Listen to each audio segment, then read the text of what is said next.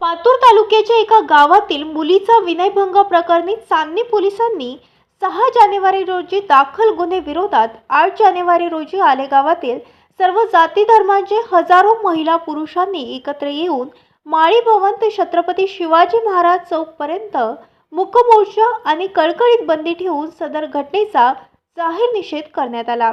सदर प्रकारची पुन्हा चौकशी करून आरोपीविरुद्ध दाखल गुन्हे तात्काळ रद्द करावे अशी मागणी आलेगाव ग्रामस्थ पुरुष महिला मंडळी यांच्याकडून करण्यात आली।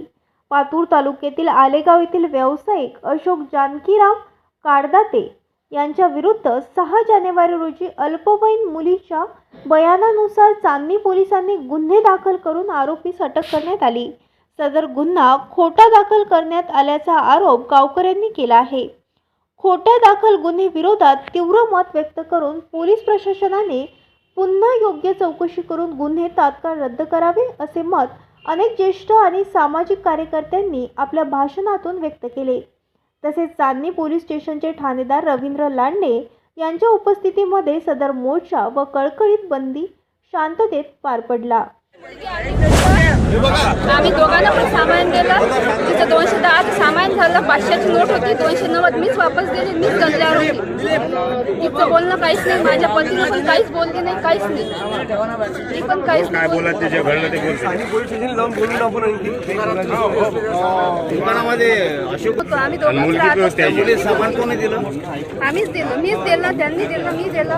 तिने 500ची नोट दिली, त्यांनी 10 सामान घालतो, 290 वापस दिली तिचे आणि ती परत दिली। आम्ही काहीच बोललो नाही, बोलणं काही चाललं? बोलणं काहीच झालं नाही, ते पण नाही, मी पण नाही।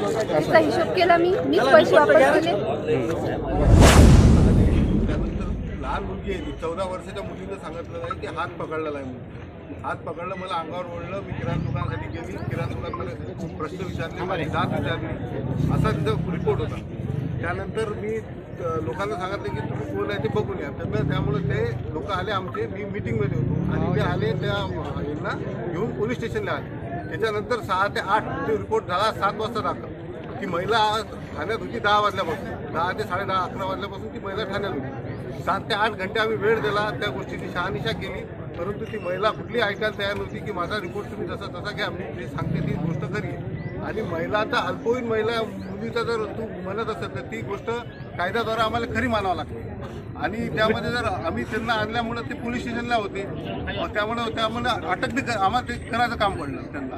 ते जर नसते तर मग अटक झाली नसती, पण ते जर पोलीस स्टेशनला आरोपी अटक हजर आहे, ते लहान मुलीचा 14 वर्षाची मुलगी होती, तिचं ते ॲलिगेशन होतं। आणि लहान मुलीच्या बाबतीत आम्हाला ते कायद्यात बंधनच आहे, जर आम्ही ते गुन्हा दाखल नाही केला तर उद्या गुन्हा आमच्यावर दाखल होतो पोलीस प्रशासन। किती वेळ आहे त्यासाठी? वेळ किती आहे गुन्हा दाखल करण्यासाठी? वेळ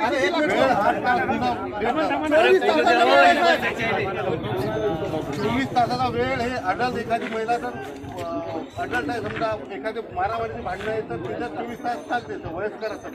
पण जर लहान मुलीच्या याच्यात ते तसं चालत नाही, ते इमिजिएट गुन्हा दाखल करावा लागतो। किती तासात? किराणा